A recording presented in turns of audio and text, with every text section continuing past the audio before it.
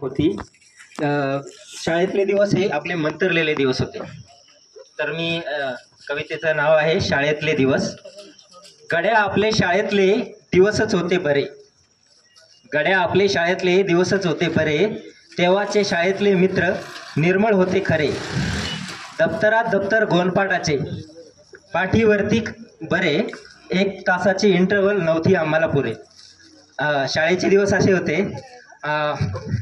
त्यावेळची परिस्थिती अशी होती की शाळेत यायचं म्हणजे दप्तर नसायचं. मग ते आपले बाजारची पिशवी असायची.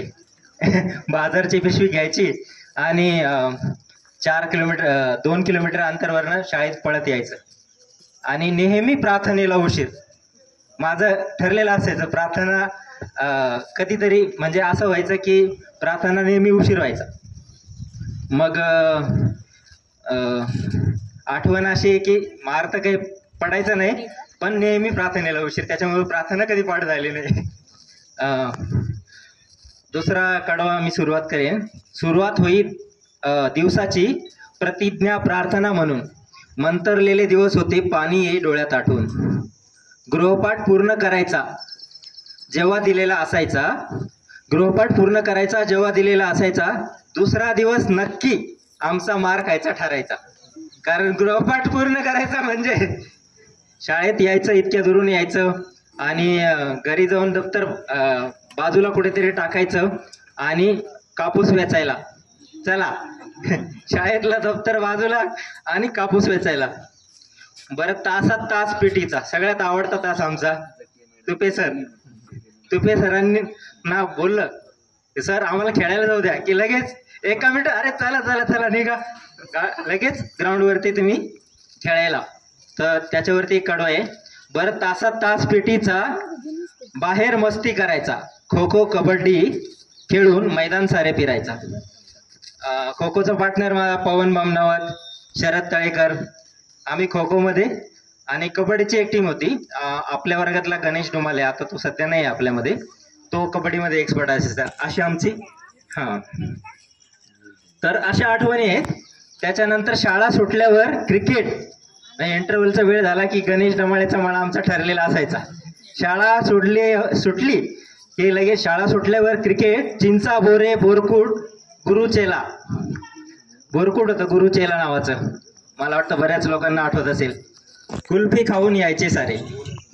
शाळा सुटल्यावर क्रिकेट, चिंचा बोरे बोरकुट गुरुचेला, कुल्फी खाऊन यायचे सारे. दिवस सरले की हळूहळू सुरू व्हायचे पेपर. जसे जसे दिवस सरत जायचे ना तर सुरू व्हायचे पेपर. आणि सगळ्यात पहिले काय राहायचं, सराव परीक्षा. सगळ्यात पहिले पेपर सुरू झाले, म्हणजे तारखा जाहीर झाल्या की सराव परीक्षेचे पेपर असायचे. दिवस सरले की हळूहळू सुरू व्हायचे पेपर. सराव परीक्षेमुळे कळायचा दिवे लावलेले अगोदर. वर्षभर काय दिवे लावलेले ते सराव परीक्षेत सगळं कळून जायचं. किती मार्क पडणार आहे काय सगळं सराव परीक्षेत कळायचं. बरं, आतुरतेने वाट पाहायचो उन्हाळ्याच्या सुट्टीची. निकाल लागतात पुन्हा लागायची चाहूल पुढच्या इयत्तेची. गुरुवर्य लाभले आम्हाला सगळेच खूप छान. गाऊ कसे आणि किती शब्दामध्ये गुणगान. शब्द सुमनांनी करतो त्यांचा खूप खूप सन्मान. आयुष्याला दिशा दिली आहे सार्थ अभिमान. आपले सगळेच गुरुजन वर्ग जे आहेत त्यांच्या प्रत्येकाच्या वेगवेगळ्या आठवणी आहेत. 8वीला असताना आम्हाला क्लास टीचर मला वाटतं निकम सरच होते. इंग्लिश शिकवायचे आम्हाला. विल्यम टेल्स असा आम्हाला धडा होता.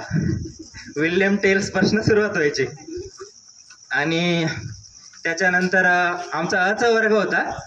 मला वाटतं तुपे सरांचा पिटीचा तास असायचा 8वीला. जास्त मस्ती अ वर्ग करायचा. ब वर्ग थोडासा दुर्लक्ष, म्हणजे खेळाकडे दुर्लक्ष, शाळेकडे माहित नाही. आणि त्याच्यानंतर वांडेकर सर काही दिवस होते. वांडेकर सरांची गणित शिकवण्याची शैली जी होती ना ती खूप लक्षात राहण्यासारखी होती. एकदम असं त्यांनी शिकवायला चालू केल्यानंतर असं मन रमायचं. आणि धनाड सरांचं इगुना, अरे बापरे विषयच नाही. सरांनी शिकवायला घेतल्यावर मन असं रमायचं की तास कधी संपला हे सुद्धा कळायचं नाही. आणि शिंदे सरांचं हिंदी, करना कराना करवाना. तर त्या अशा आठवणी आहेत. दिवस गेलेत, आठवणी उरल्यात. दिवस गेलेत सॉरी चुकी झाली.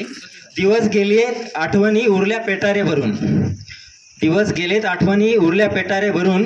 10वी नंतर सगळे गेले वेगवेगळ्या मार्गांनी निघून. आठवून एवढं सगळं वाटतं तर विश्व होते न्यारे. गड्यांनो उजाळा त्या आठवणींना दरवर्षी भेटारे. माझं असं मत आहे, पर्सनल मत, की आपण आपल्या आयुष्यामध्ये बिझी असतो, व्यस्त असतो, जास्त वेळ घेणार नाही.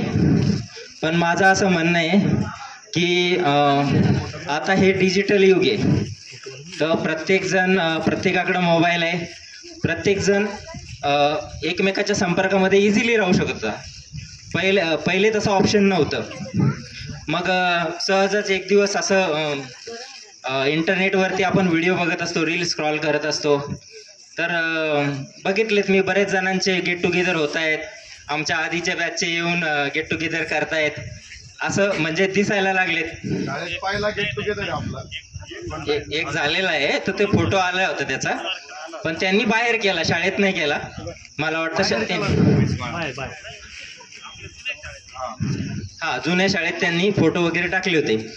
मग म्हटलं विचार आला की सगळेच आता जवळपास 18-19 वर्ष झालेत, सगळेच कुठे ना कुठं तरी सेटल आहेत. गुरुजनांच्या कृपेमुळे आपण आज जे आहोत ते सगळं त्यांच्यामुळे, त्यांची कृपा आहे, म्हणून आपण आज इथे उभे राहून मनोगत व्यक्त करत आहोत. तर एक संकल्पना सुचली आणि ठरलं की मी विठ्ठलला कॉल केला. विठ्ठलला म्हणलं आपण करूया, गेट टुगेदर करूया. असं चाललंय आमची चर्चा.